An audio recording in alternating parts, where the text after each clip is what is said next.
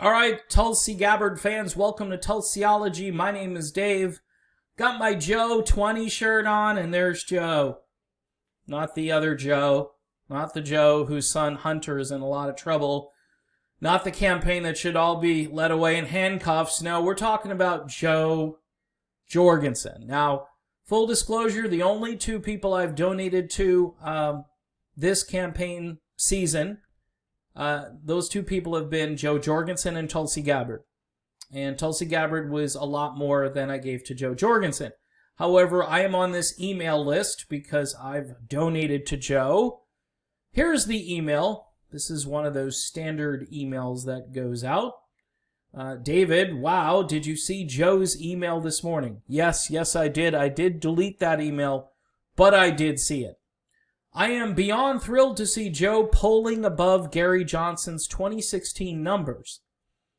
We have the chance to finally break 5% of the popular vote and begin tearing down the two-party system.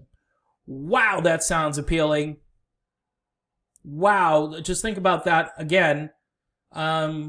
Begin tearing down the two-party system. All right, I don't have fireworks.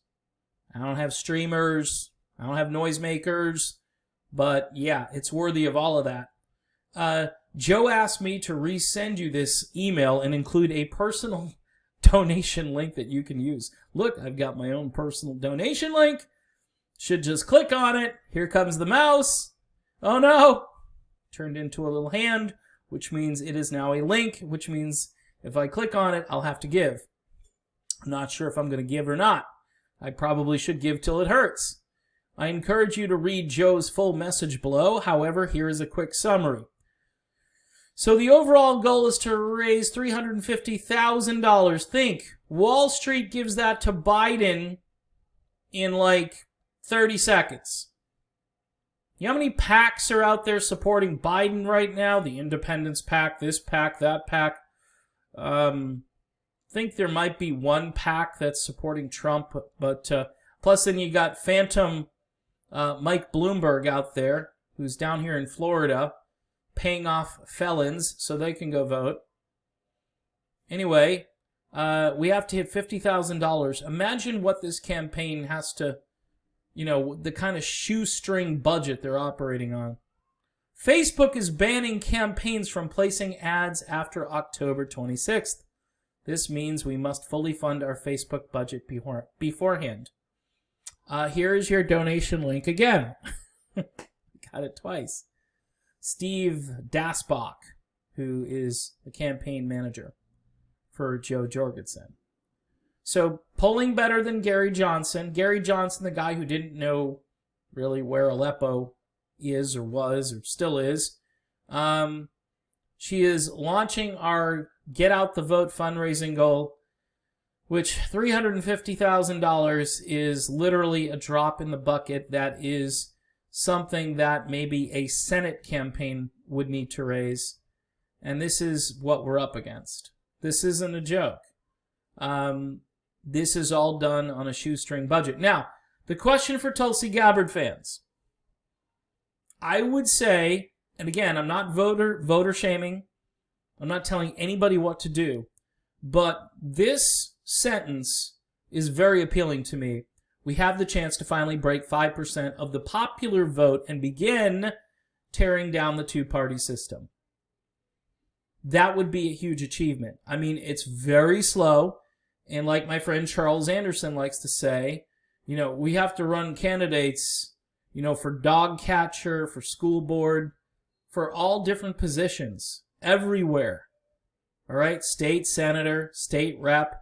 Imagine having your state rep be a libertarian, civil liberties. Here's where Joe Jorgensen and Tulsi Gabbard a little bit, I think, missed the mark, is that this COVID thing has really exposed how much control the government has over your lives. Now, some will say, well, this is public health. This has to be... No. None of it needs to be done. And then you've got big tech censorship, too.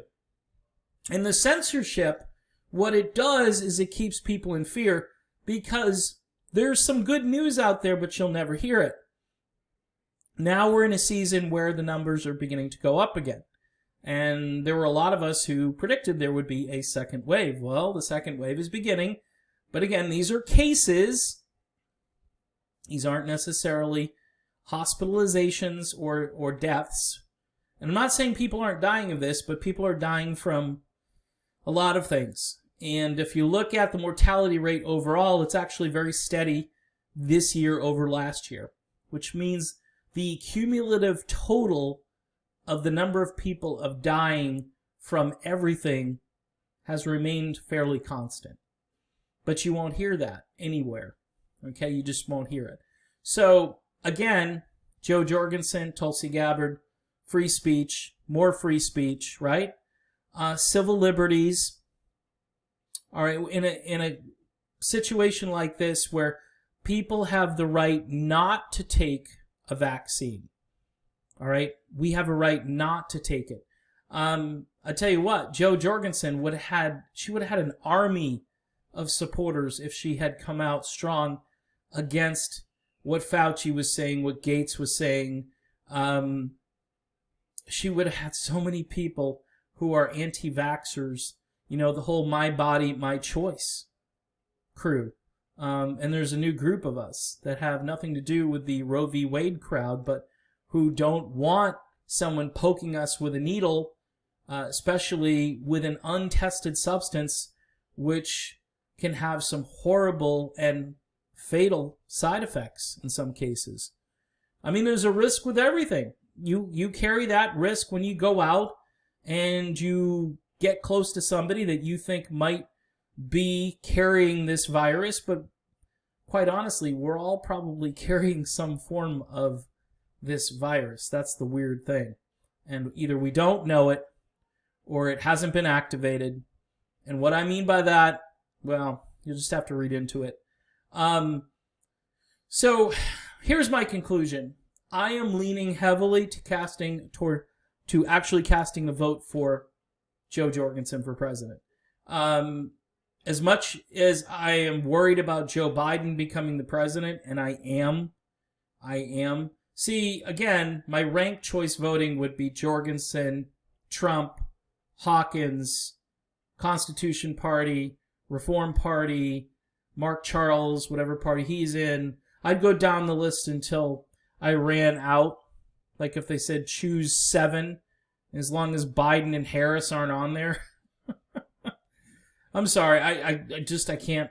No, I'll leave it blank. I won't put them in. But I'm saying the ranked choice would be Jorgensen, Trump. And Biden wouldn't be on that list. So that's how I would do it. And for those of you who just think Trump is a bully, a tyrant, I still think he's better than Biden. It just is. There's no way Biden is going to do. And then if Biden can't serve, then you've got Kamala Harris. And that's just worse. I don't know if it's worse, but it's just as bad, if not worse. So Joe Jorgensen, getting her to 5% might be something that can save our country in the near future. Because 5% makes it really legit. And then libertarians will spring up all over the country and start running for office. They'll be encouraged by this, and a chain reaction will start. The snowball will start rolling down the hill. And by the way, if Tulsi comes back and she wants to serve, she might even be able to run as a libertarian candidate for president. How cool would that be? So there you have it, a little perspective. Do I click on the link? Yeah, why not? Click on the link, see where it goes. There's my... At least it's not Act Blue. Man, did I hate Act Blue. That was the worst when I had to do that. Alright, that's my video. Thanks for watching, and I will see you soon.